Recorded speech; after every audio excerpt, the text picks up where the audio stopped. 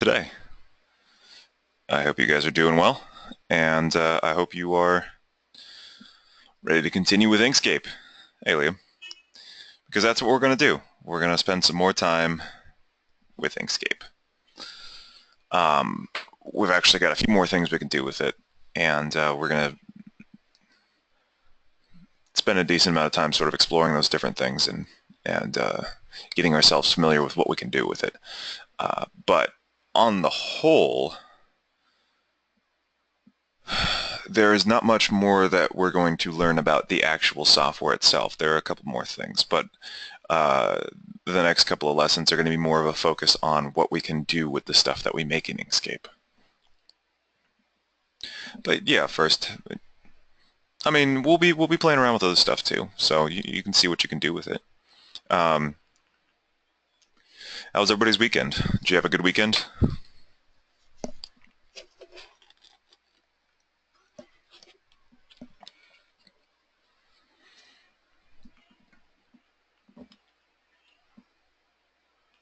You went to DC. That's pretty awesome. What'd you end up doing there?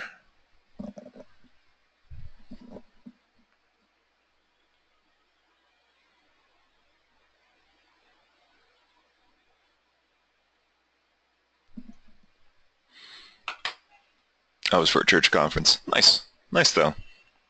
I have not been to DC, so you've certainly got one city on me. I've always been curious though.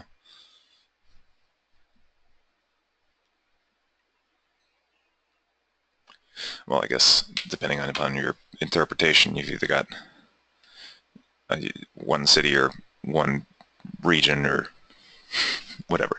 Anyway, um, it's all right, Gavin.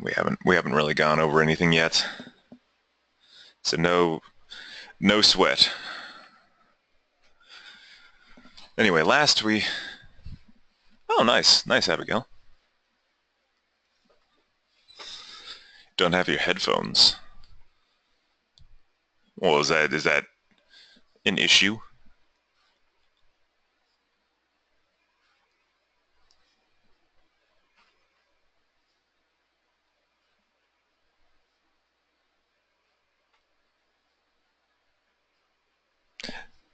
Oh, they're in the bathroom. Gotcha.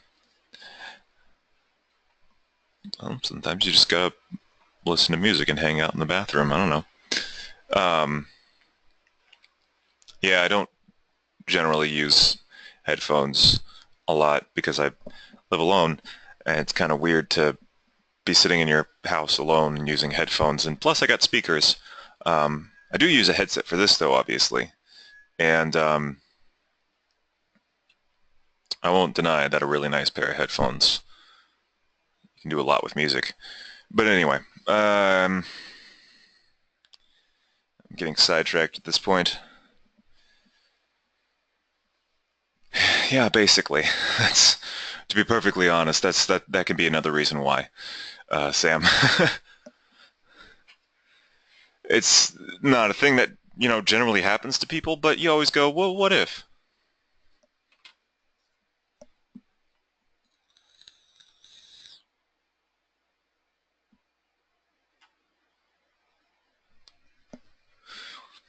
Anyway, let's continue with what we were doing on last Wednesday. So what we did is we converted a raster image to a vector image, right? We did this whole thing, and you guys picked whatever image you were interested in, and turned it into a vector image. And we did the whole thing where we like moved all the layers away, or at least I did that, and it's kind of cool, and everybody was super duper pumped about it. Used a platypus. Nice. Yeah, exactly, Gavin. Everybody was incredibly stoked. So what I'm going to do, pardon me for stretching, what I'm going to do is I'm going to open it up again, and I'm going to trace a slightly different image. Hey, no worries, Andrew. It happens. Um, we're just doing more with Inkscape today. Uh, I'm going to actually, just as a means of review, I'm actually going to vectorize another image. So I'm actually going to import, not open. Import. I'm going to import the other dragon that I had. The Chinese dragon tattoo one. It can be. Yeah, that's true. It can be, Gavin. Try and keep the ratios all the same and everything. And again, we zoom way in. We can see all these pixels all exploded. If you've already vectorized an image, you're more than welcome to, just to sort of get more familiar with the process again. If you've done this whole bit before and it's, you're pretty much a pro at it now, then don't worry about it too much. This is mostly just a review of what we did last Wednesday. It's going to lead into some other stuff, but for the most part, this is a review.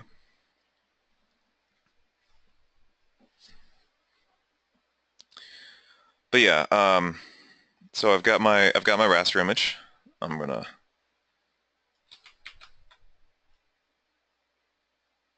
make it a little bit larger. Perfect. Good enough. And I'm going to right-click on it and trace bitmap. And of course, we have all these options. Either create a single scan or multiple scans. We can do grays and 8 scans, and it would just kind of be a waste. But we do edge detection, so now it's got sort of an outline going on with it. Color quantization, which is not really going to be a useful thing for us. Brightness cutoff. So I'm going to do one for brightness cutoff and one for edge detection. So I'll hit OK. Created a new vector image. And I'm going to do one for edge detection and hit OK. Oh, right. I need this. There we go. Hit OK again. There we go. Perfect. All right. So now that that's done, I can zoom in on this and see the line is just as crisp as it was zoomed out. So we know that this is a vector image. I'm going to drag this over here.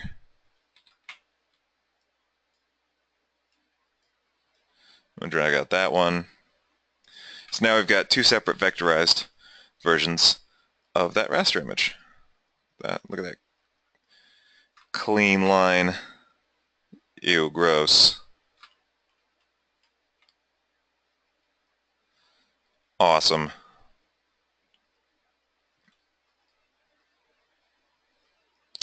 Anyway, so that's how you vectorize an image, which again is what we went over on Wednesday.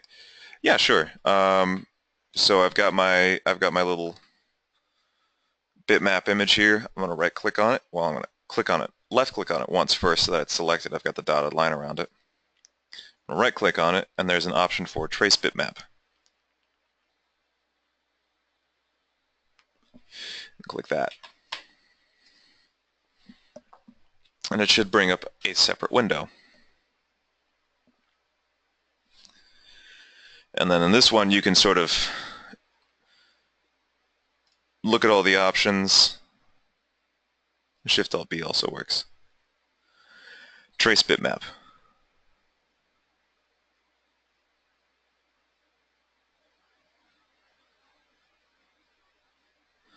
Okay, so you left-click to select the picture, and then you right-click to bring up the right-click menu. And then you would left-click on Trace Bitmap.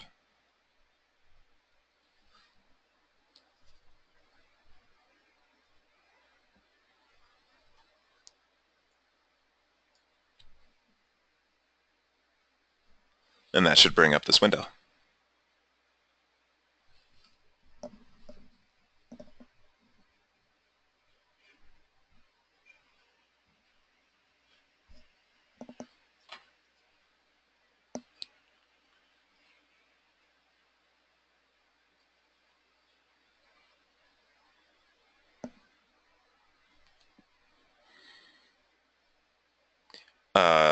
Do you know if your image is a bitmap or if it's already a vector image, or if it's something else, because that was another thing we went over on Wednesday, was if it's like a JPEG, it has to be a bitmap. So we pulled it up in like Paint and converted it to a bitmap image.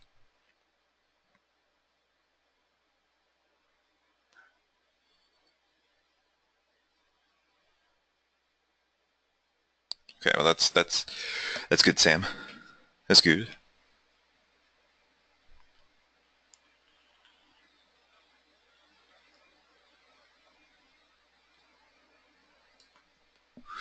Well, mess around with some of these other options and see if there's one that gives you a better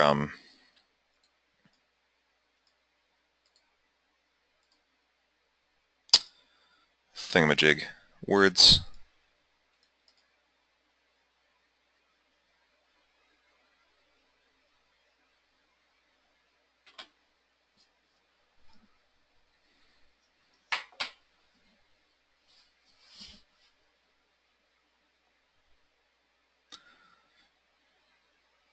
So that picture you downloaded then, Hannah, can you tell me what the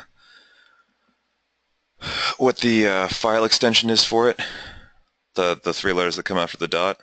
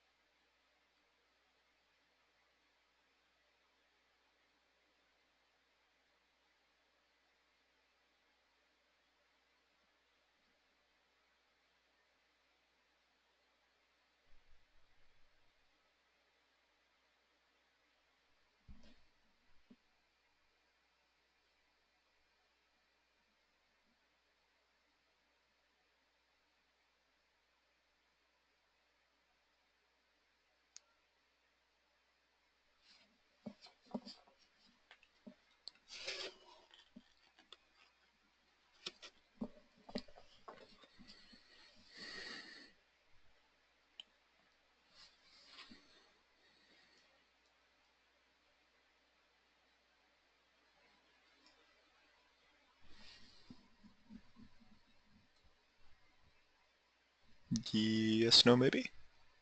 Ah, .bmp. Interesting. Oh, wait, I think we may have gone over this last time. What operating system are you using?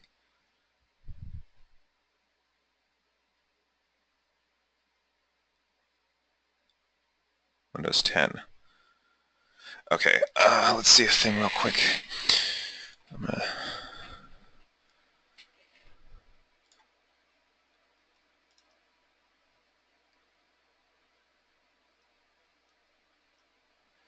So if we right-click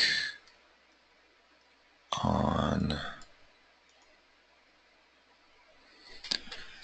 an image, okay, so if you right-click on it and then go to Properties, so like you see how I've got the image right here in the Windows Explorer, I'm going to right-click on it and then there's an option called Properties. Go ahead and select that. I know mine is Windows 8.1, but I don't think this should have changed too much. And it should come up with Properties. Now you've got the first listing here is type of file. Does that also say bitmap?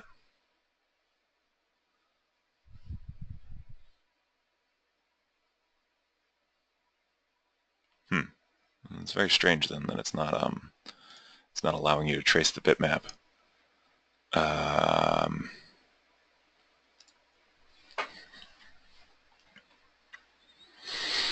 In Inkscape, you've got it selected, yes, like it's got the dotted line around it. Okay, drag it around. Are you moving that image around?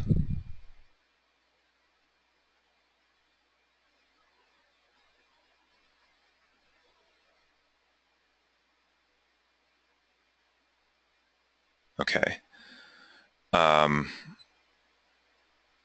Instead of doing the right-click thing, with this image selected, I want you to hold down Alt and then hold down Shift and press B, as in boy.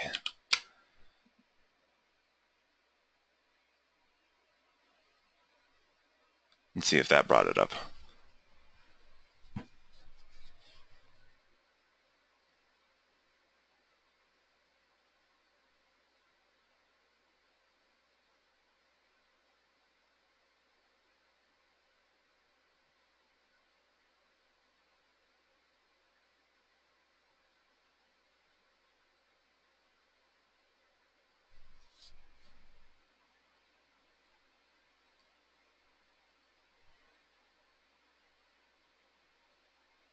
Did I bring it up at all?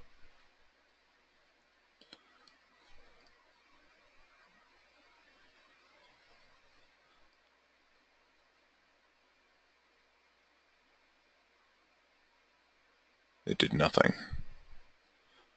This is odd. This is very odd.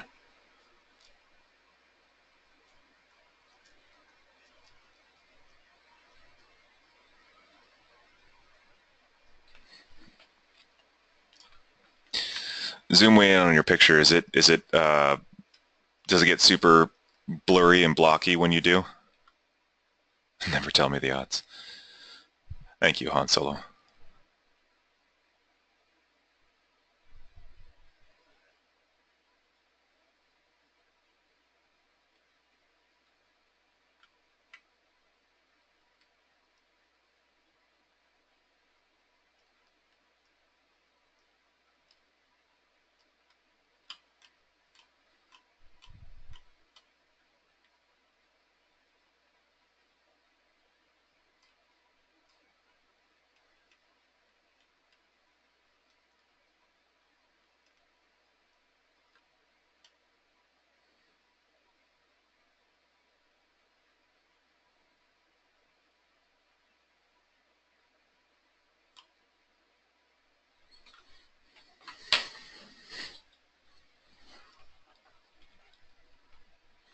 Because it might be that the file that's in Inkscape right now is different from the one we were looking at. I'm not really entirely sure. I mean, not without being able to like directly look at what's going on your computer, which is always kind of the issue with things like this.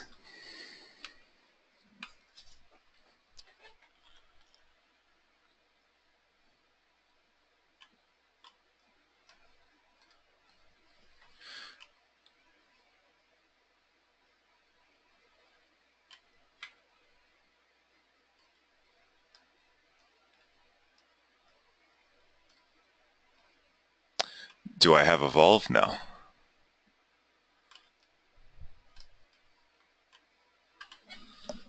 I do not.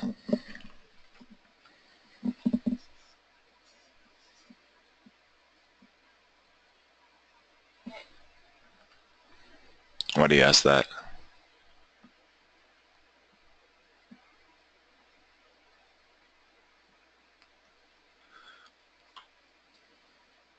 Oh, gotcha. Yeah, Steam. Uh, yeah, it's a bitmap, but the outline, but it is still blurry underneath. Yeah. So what happens when a trace bitmap occurs is it makes a copy of that bitmap. So as you can see, I've got 3 dragons now. I hit trace bitmap twice, and what it does is it overlays the vector image on top of the original bitmap. So if you move those away, you're still going to have the blurry bitmap underneath. Well, I say blurry bitmap. It doesn't look blurry at all, but when you zoom in, and it won't let you regroup them, even if you have them all selected. I mean, um, at least you have different layers, which means that there should be a vector image there already, which is why you can't trace it. But like, if you hold down the left mouse button and drag, you can draw a box, and then anything in that box is selected. So if you select all of those layers, you should be able to regroup it, hopefully. Excuse me.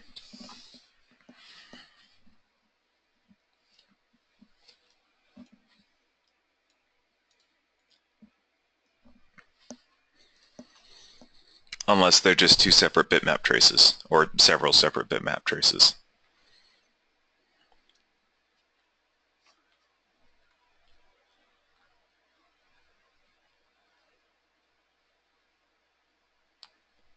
But it sounds like your bitmap has already been traced, which, excellent. You only have 2 icons. Well, again, I did trace bitmap twice, so that's why I have 3. If you only did it once, you're only going to have 2. You're going to have your original image and then the one you traced.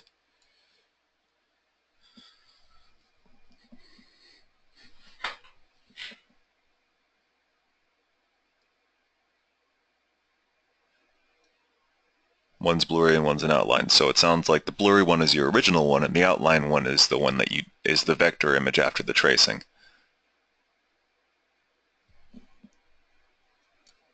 Kind of like what I've got here with this dragon and this dragon.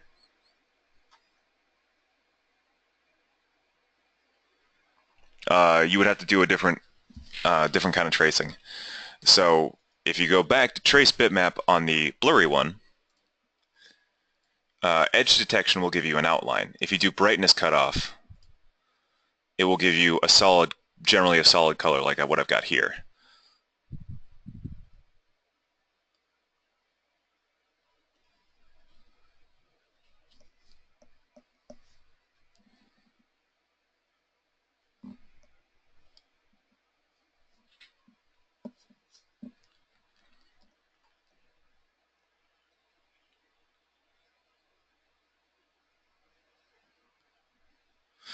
Now all the green turned black because, okay, so it's a colorized one.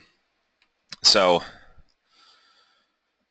these single scan ones will only give you, I can tell you right now, to make your life easier, you can select any of these options and then click the update button and it'll give you a preview of what the vectorized image will look like. So if we go down to colors, which would probably be a good idea since you have a color image. If you go down and select colors under multiple scans and then hit update, it will give you a preview of your image.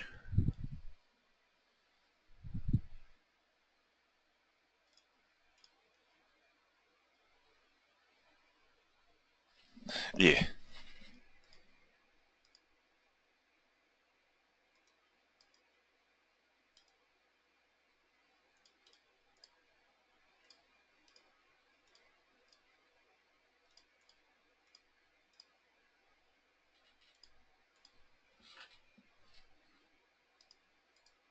I just had like a simple black and white image, so I only did a single scan. But yeah, multiple scans, colors is generally a good idea for that kind of a thing. Yeah.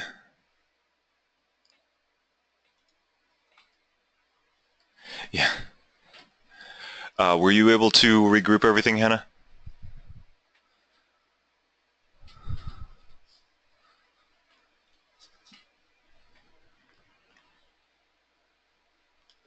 What happens if you scan an image too many times? Like if you have too many scans, you will basically increase the load on the CPU and the GPU.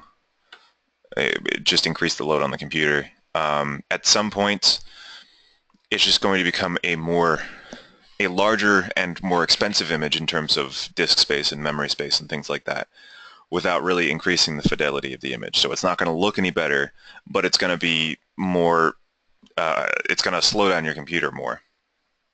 In addition to that, sometimes when you scan it too many times, the computer will start to take in little details that really shouldn't be a part of the final picture, but are a part of the raster image, just artifacts that are a fact of life that it's a raster image, and you might get those little weird things like, notice some of this jaggedness right here. If you have too many scans, when you zoom way in on the vector image, you might get some jaggedness there too.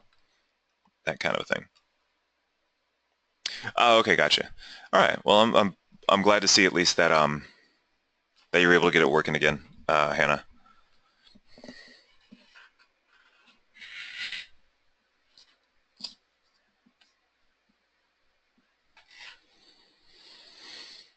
Okay, so presumably everybody has some sort of vectorized image at this point.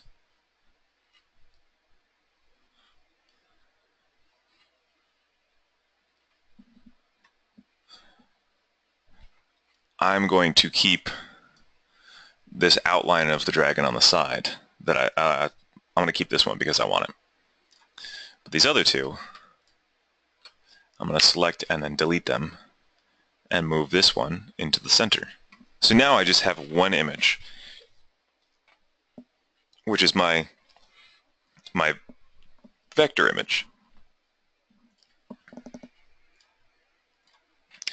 Well, now what?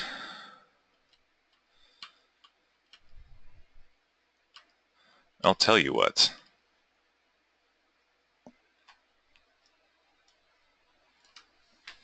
Well, there are a couple things we're going to do.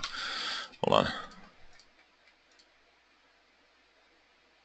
Well, that's weird and creepy.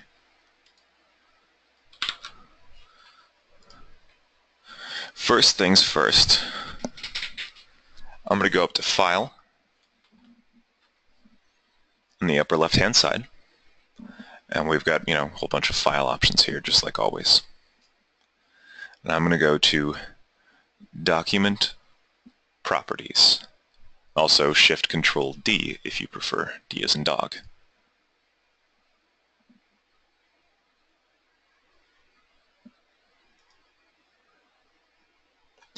Now we've got Document Properties. And here under General, which is the first tab it should be, we've got page size, default units, custom size, display, background color, border color, all this business. There's this little one that you can expand right here that says Resize Page to Content, and it's got a little plus sign next to it.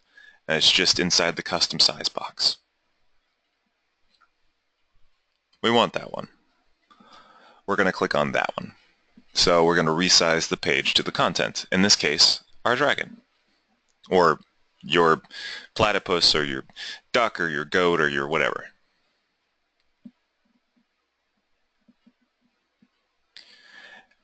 We can give it some margins if we wanted to. So basically some white space around the picture. That's all a margin is. Like if you're reading a book, you know how there's white space above and below all the words. That would be the margin. I think Tyler got a fox. Okay, well, so in case you have a fox, whatever the case may be. All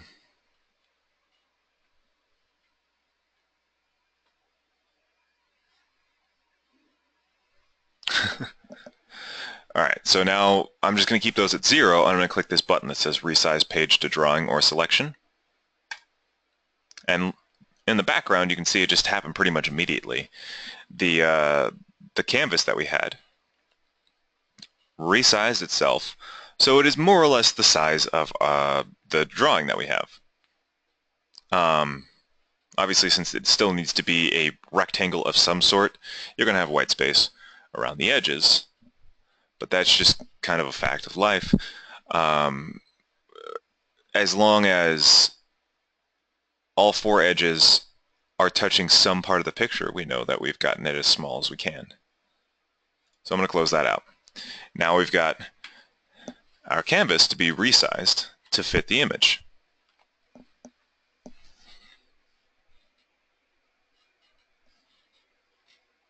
Excellent. Then once we've done that, we're going to go up to File again, and now we're going to save this. Alternatively, Control S. I'm going to save it to my desktop because, again, I save everything to my desktop. We're going to call it Durgan because it's a Durgan. And we're going to save as type STL. So it might take us, no, SVG. It's not going to be an STL. What's wrong with me? We'll try out Inkscape SVG. No, just the one that you vectorized, the one that we've spent the last couple of lessons vectorizing. You can use that one. That's fine. But you don't need to like do a whole new image or whatever.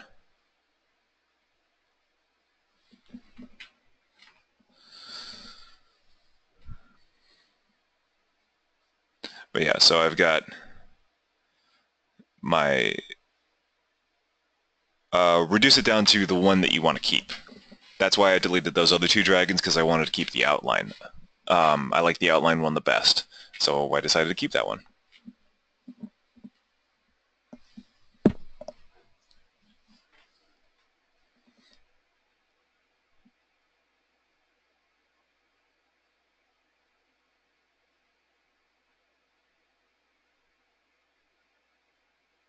Inkscape SVG is fine, I believe. Opened it, but now the box is really, really long, and when I bring it back, the image gets skinnier. Okay. So you opened up a bitmap?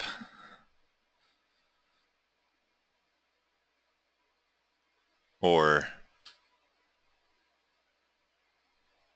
is this your SVG image that is all wonky, Andrew?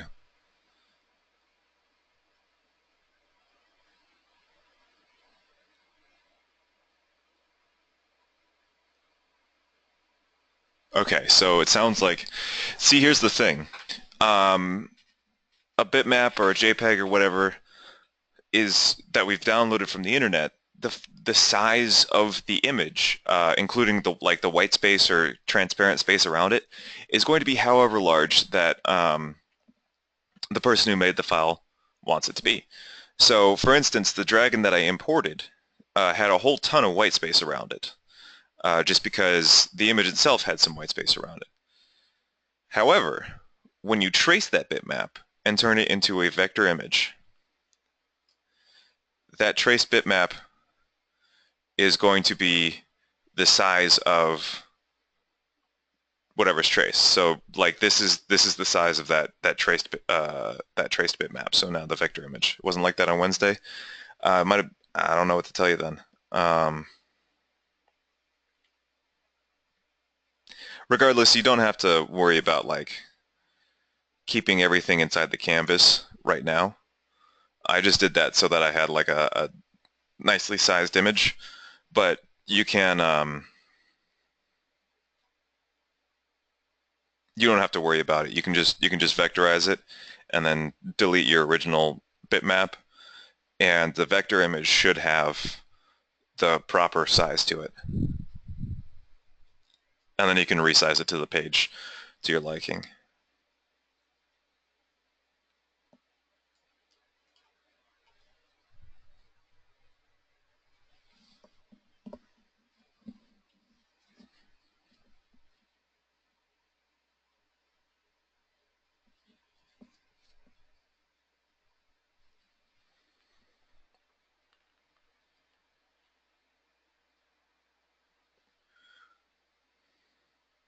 All right, excellent.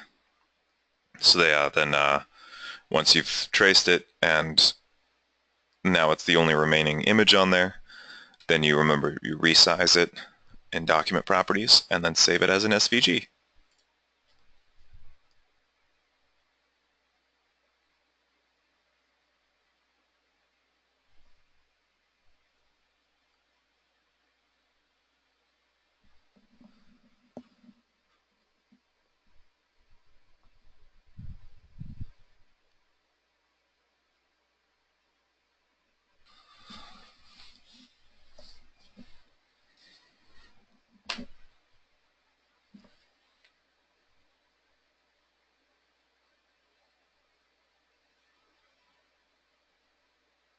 And I guess just once you guys have done that, go ahead and raise your hands.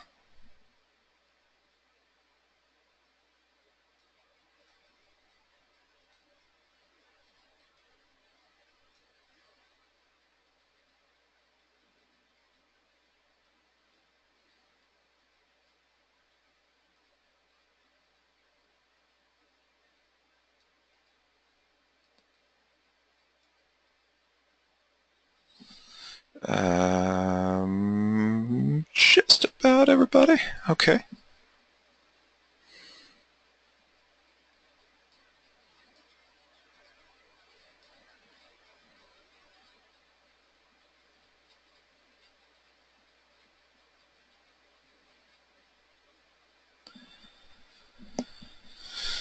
All right.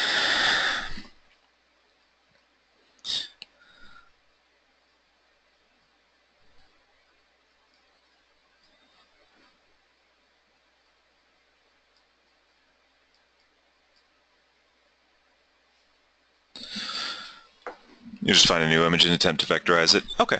All right, that sounds good. All right, so now that we've saved our image, you're going to open up your browser. And you're going to go to Tinkercad. Why are we going to go to Tinkercad, you might ask? Advanced search for bitmap, Andrew. Unless you just want to, like, unless you already know how to vectorize it and you're just like, whatever, I don't care. Then you can just search for an SVG and find an SVG file that interests you, and then we can move on to the Tinkercad step. But if you want to try vectorizing it yourself, do an advanced search for bitmap.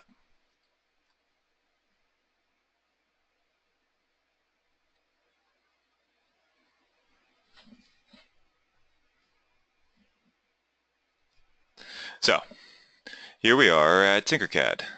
I'm going to sign in.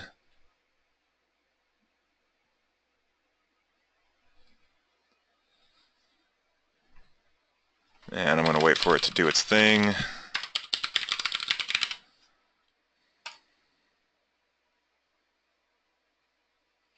It's going to sit here and think for a while like it does.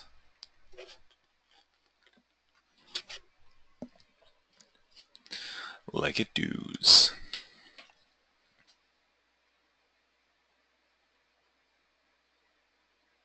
What? Huh?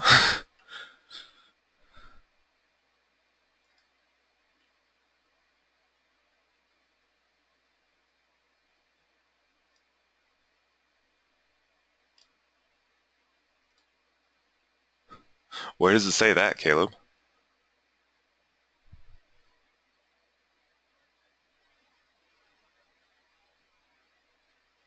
First line it covered up. Oh, really?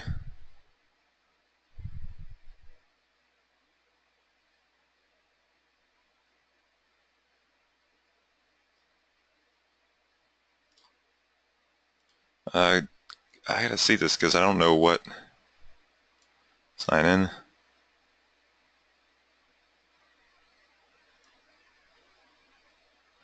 Oh, I see over here. Yeah, we want it to be an SVG file, Hannah. I get you. I'm like, what are you talking about?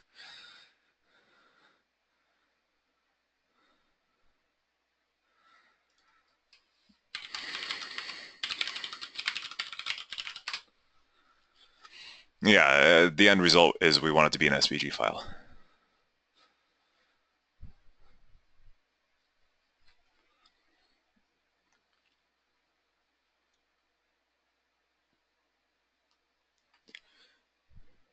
Yes, remember me.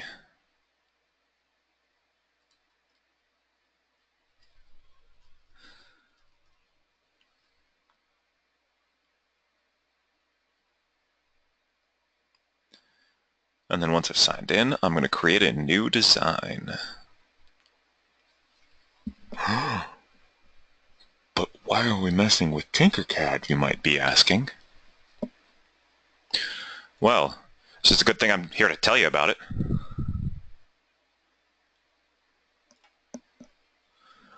So,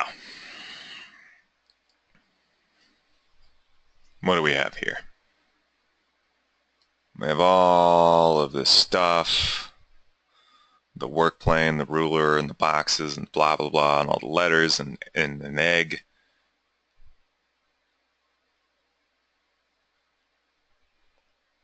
Perhaps. Perhaps, Sam. Sort of. It's not exactly like you might imagine it being, but in essence. But first things first, I'm going to drag out a cylinder. And I'm going to smash the cylinder until it's about 2 millimeters tall. So now we've got kind of like this, well, let's make it a millimeter. So now I've got a cylinder. It's just a basic stock cylinder, except it's 1 millimeter tall.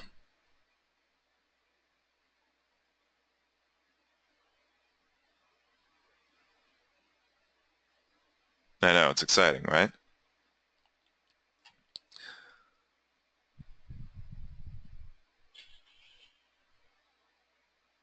And then what I'm going to do is I'm going to drag out another one and place it on top. But wait, there's more. I'm going to shrink it by... Oh, did you...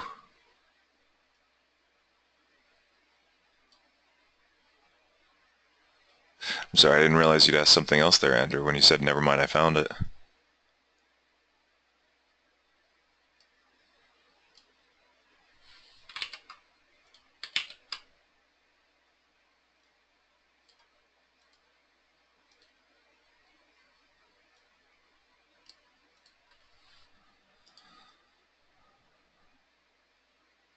I'm just going to shrink it by another 2 on either side. And we'll center it again. I'm actually going to do this the smart way.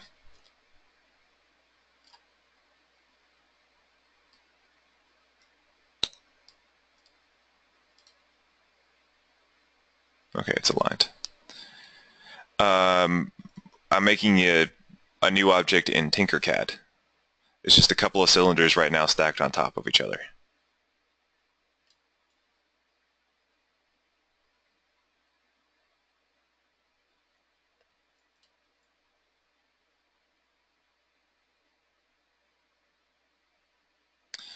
So as you can see, this is what we've got so far.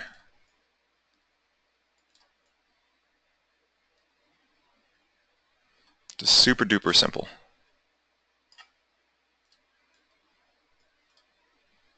You think you know? All right, all right. Well, you might know where we're going with it. If you select everything, and then you go up to Adjust, and you go to Align. Yeah, Jean-Marc, you got it.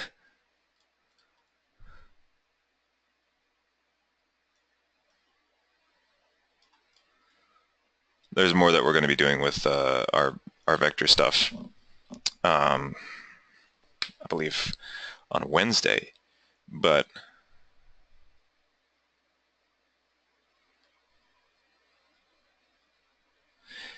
in essence, yeah. In essence, yes, Sam.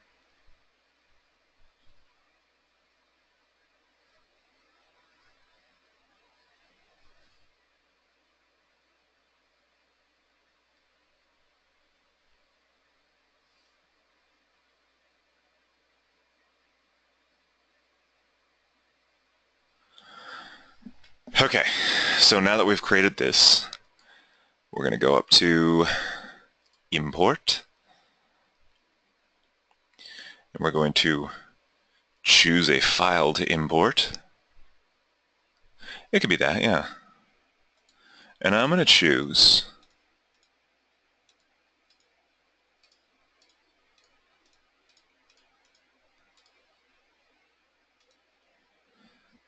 my scalable vector graphics file, my SVG file. Oregon. And we're going to drop the height to 1 millimeter. And I'm going to click Import, and it's going to think and think and think and think.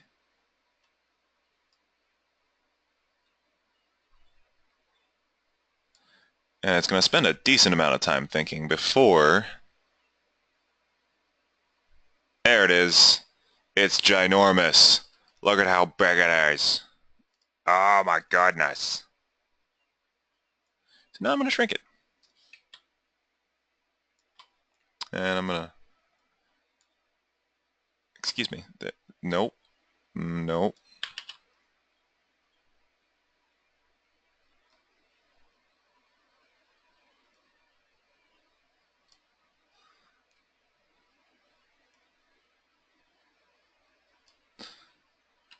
Let's shrink it again.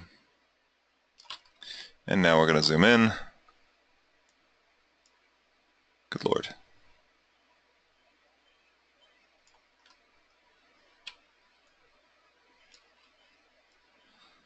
And once we've done that,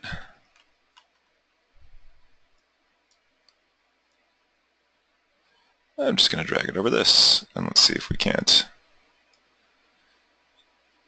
resize it so it fits onto our the cylinder.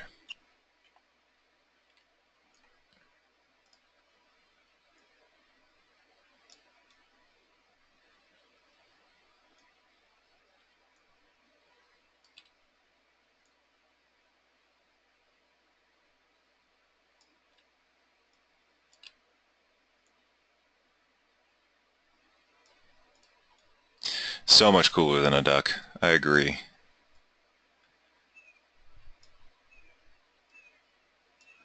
And we'll just stick it out a little bit. And then group everything.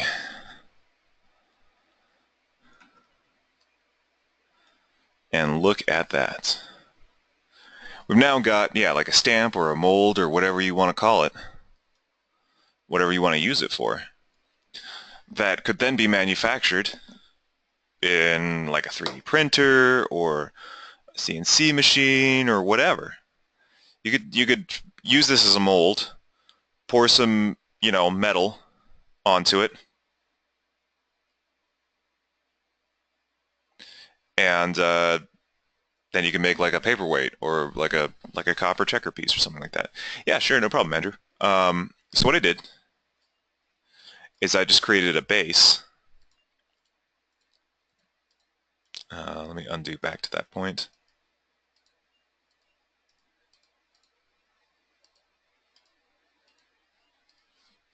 Yeah, created a new design and then created a base that was just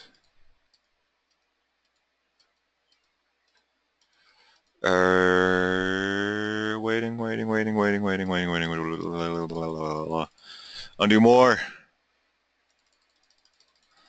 I adjusted this so many times that I have to undo a million times.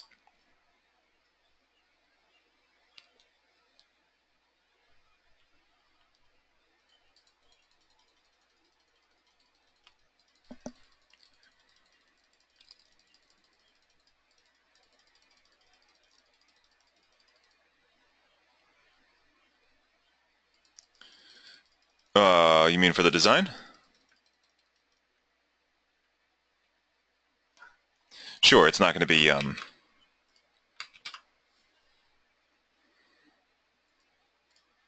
it's not going to look very good because I'm currently messing around with it, but not terribly. I made them. What did I make them? I can't. Mm,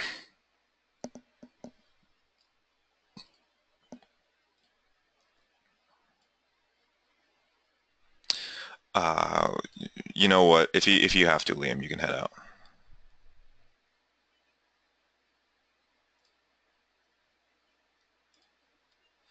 I made the bottom cylinder 20 by 20 and the top cylinder I believe 16 by 16. And then just all right. See you later, Liam.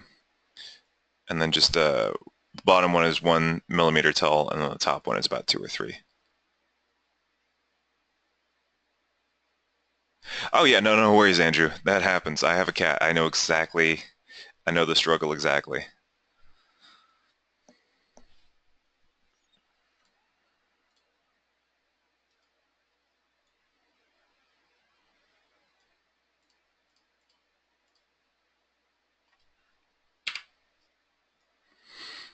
And then once you've gotten your 2 cylinders, just go ahead and group them together so that they're all one unit. It looks like the bottom one is 1 and the top one is 2.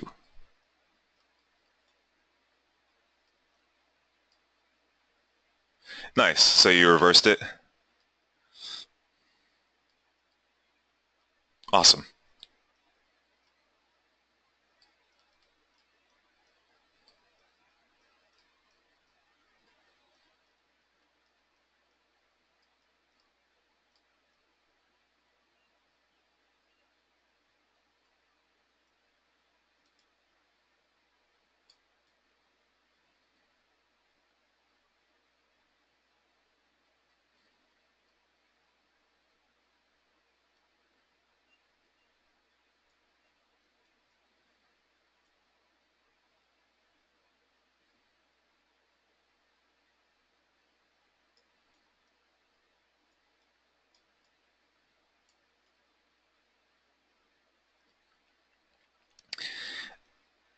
And then once you've done that, Andrew, um, you're going to want to go up here to Import and select that SVG you made from your computer, and then click Import.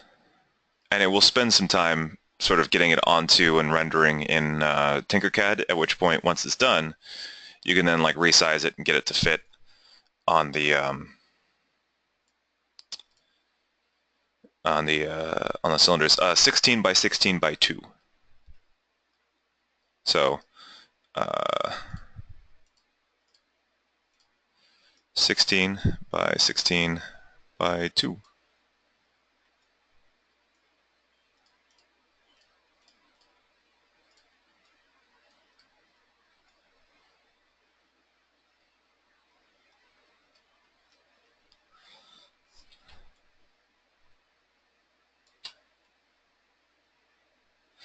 Yeah, that's going to do it for today.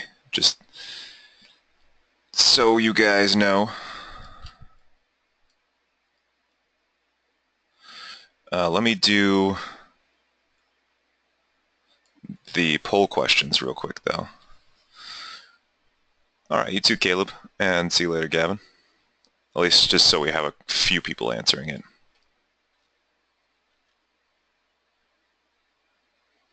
And then we'll do the normal thing we do with question and answer time and all that stuff, and then you guys can head out.